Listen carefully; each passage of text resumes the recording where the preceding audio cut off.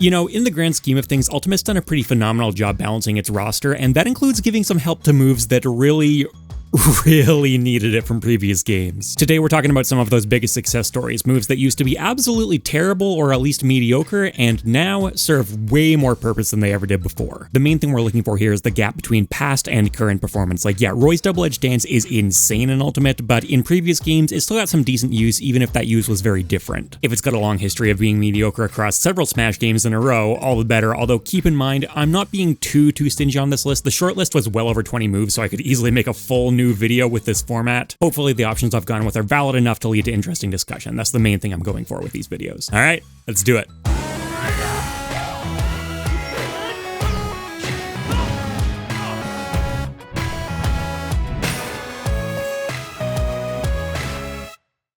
Starting off at number 10 here with Ness's PK Flash. Throughout the entire history of Smash, this move was comically useless. Even in Smash 4, where Ness finally got what was the beginning of a pretty significant upgrade to the character's viability, you did not see this button get pushed, basically ever. In Ultimate, however, it got some pretty significant buffs, particularly to the uncharged version, which is the main thing we're looking at. To begin with, a lot of chargeable or holdable moves lost that really stupid property where they'd put you into free fall if you used them in the air. We're talking DK's Giant Punch, Zelda's Din's Fire, etc., and Ness's PK Flash was in that group. It was also made faster in essentially all aspects, from travel speed to startup time to ending lag, and given a bigger, longer lasting, more potent explosion, and the end result of this is that not only can Ness actually use this as a valid juggling tool or anti-air, he can even get combos off of it, something that was completely unheard of in the past. Now, in the grand scope of all of Ultimate's moves, this one is still relatively niche, and I could easily have gone with, for example, even Ness's own PSI Magnet, a move that gained a hitbox in Ultimate and has now become just a staple aspect of his kit. That one already had some valid use between the projectile absorption and the air stalling though, whereas PK Flash was literally just an almost entirely worthless move until Ultimate, where it gained some fairly decent use cases. Not incredible, but solid. Easily enough to put it on the list. Moving on to another of the original 12, DK's dash attack. So in Smash 64, DK's dash attack looked like this, and then it stayed like that for 2 more games, and it is legitimately one of the most baffling moves to ever stick onto a character. The range was pathetic, the use cases were almost non-existent. It made no sense to give to a character like DK. It didn't fit his archetype, didn't fit his canonical appearance, it didn't fit how you just fundamentally expect him to play it. Nothing about it worked at all. So then in Smash 4, they performed one of the most sensible move swaps that's ever been seen in the series and gave him his iconic roll as his new dash attack. This was carried forward into Ultimate, where it's still quite a good move. Hitbox is a little underwhelming, but essentially everything else about it is quite solid. It's got good range, good speed, decent power with the sour spot, and then the sweet spot is actually quite a potent combo starter too. This move was just such an obvious candidate for Smash, everything from how associated it is with the character to how easy it would be to animate, that I'm shocked it wasn't added in Melee at the very latest. Honestly, even in Smash 64, you could kind of expect this one to show up, so I really don't know what took them so long, but it's good that DK got one of his signature moves in his kit, and it actually sees a lot of use because it's pretty good. After that, Bowser's Fire Breath. This is a pretty obvious move to give to Bowser, and in Melee it was one of the most embarrassing moves of all time. Enough said. Brawl in Smash 4 did give it some solid improvements, but it's not until Ultimate where things got really nutty with it. Fire Breath can now easily do 40 plus damage if you hit it at close range, it's a phenomenal tool at the ledge, and it's actually quite solid in neutral too because it's surprisingly difficult to punish. Even if you do shield it, the most common scenario is that you're gonna have to eat some shield damage, then just some damage, and then run away. Honestly, the change I was kind of most hoping to see to Bowser's Fire Breath moving into Ultimate was to make it the more fireball-based version, kind of like we saw in Smash 4 and in a lot of Bowser's own games. My thinking was that that was going to give him a better neutral tool and be more useful overall, unless they were willing to really break the existing version of Fire Breath, and what do you know, they kind of did. Alright, now onto one of the funnier animations in the game, Luigi's dash attack. When Melee was released, the developers made this move just insanely broken.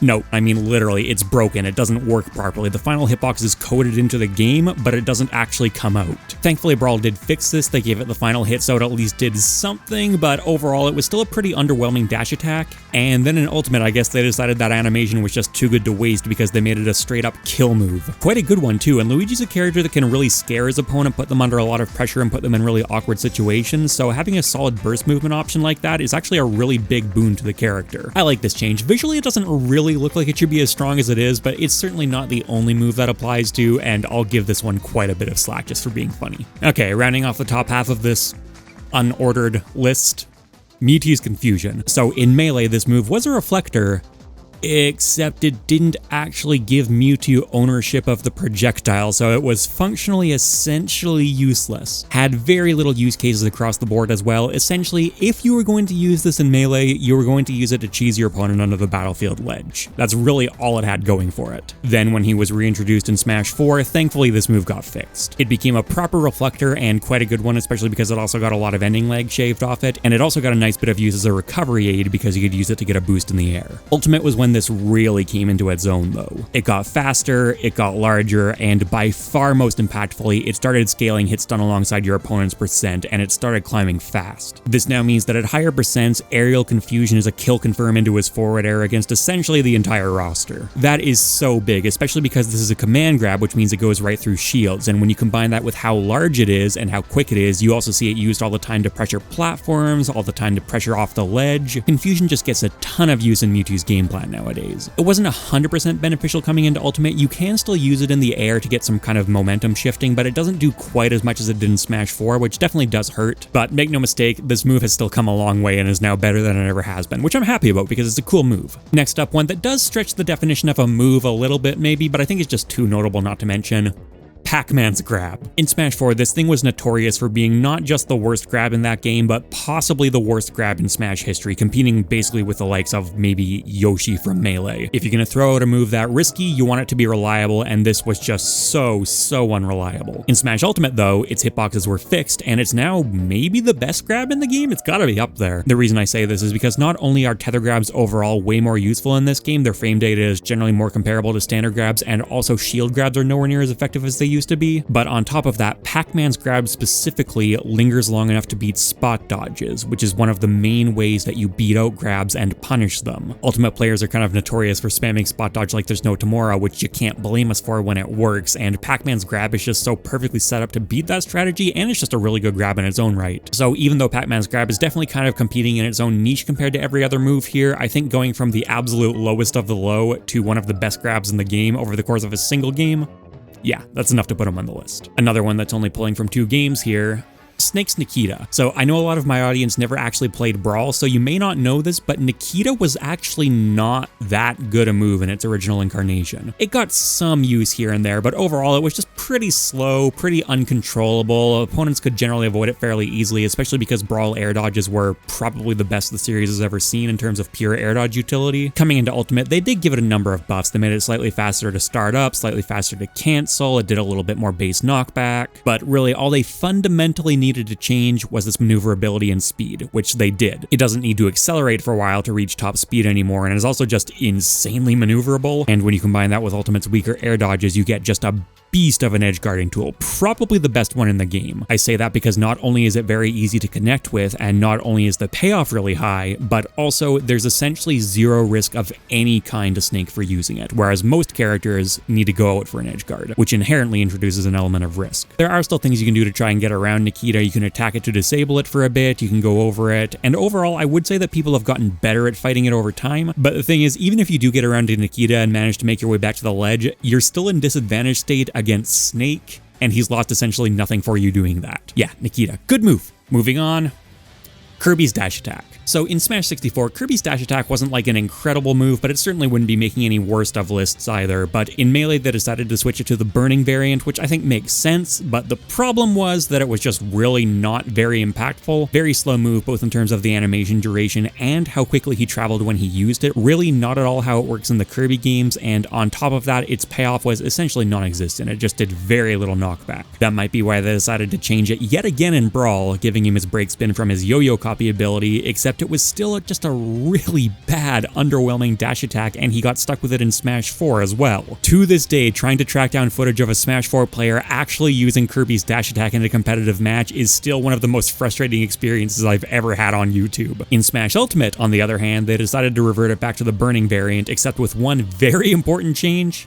It kills, and it kills very effectively. Kirby's got a few decent confirms into it as well, and even if it doesn't kill, it still puts them into a very bad position for edge guarding, which Kirby is decent at. This still isn't one of the best dash attacks in the game or anything, but it's a move that's had a very rocky history over Smash's lifespan and has ended up in a pretty good spot. Alright, taking another trip back to Brawl with Rob's Arm Rotor. In Brawl, as a melee attack, this move was pretty much garbage. It did cover both sides of him with a lingering hitbox, but so did down smash, which almost completely outclassed it in that niche. Basically, if you were using arm rotor in Brawl, you were using it as a reflector, and it wasn't the world's worst reflector, but it wasn't the best either. Still very committal, and also its hitbox was not that big, so you could still get around it. Smash 4 gave it a few boosts, by far the most impactful of which was that finishing hit, which meant you could use it as a hard read kill move now, but overall saw very little play still, especially because it was incredibly easy to pop out of. Ultimate is what really let it take off though. This is partially a result of Ultimate's much faster physics and to changes in other moves in Rob's kit, but arm rotor does now connect significantly more reliably and is also much faster to start up, which gives it way more utility in combos, including into some really early cheesy kills. Much less risky to go for in isolation because it's significantly less laggy too, so for example in an edge guarding situation, you can go for it and be much less scared about making it back onto the stage. Still not the absolute best of the best moves on this list, especially because it's relying a fair amount on synergy with other moves in his kit, but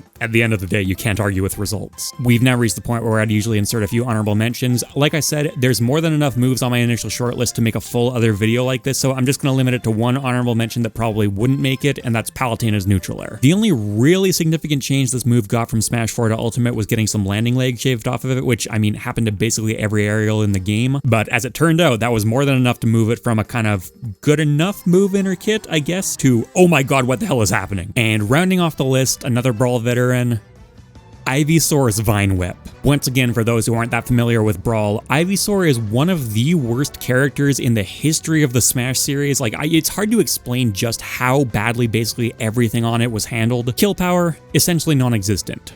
Frame data, atrocious. Neutral, bad. Advantage state, bad.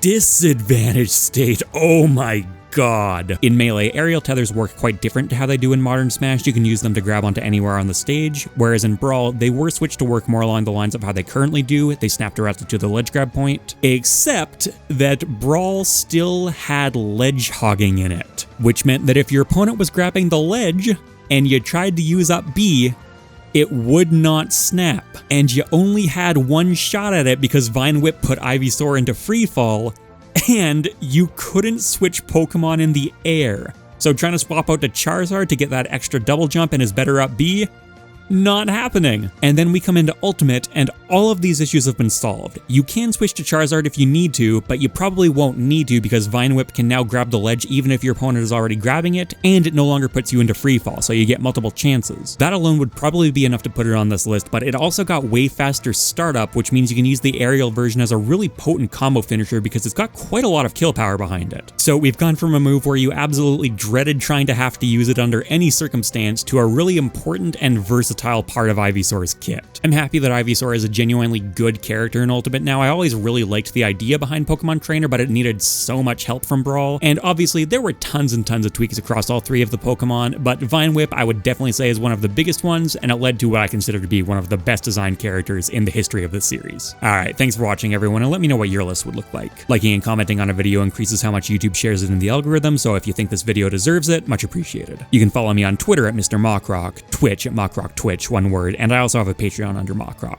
If you're a patron, YouTube member, or Twitch sub, you get stuff like early videos and access to my Discord server. Later, people!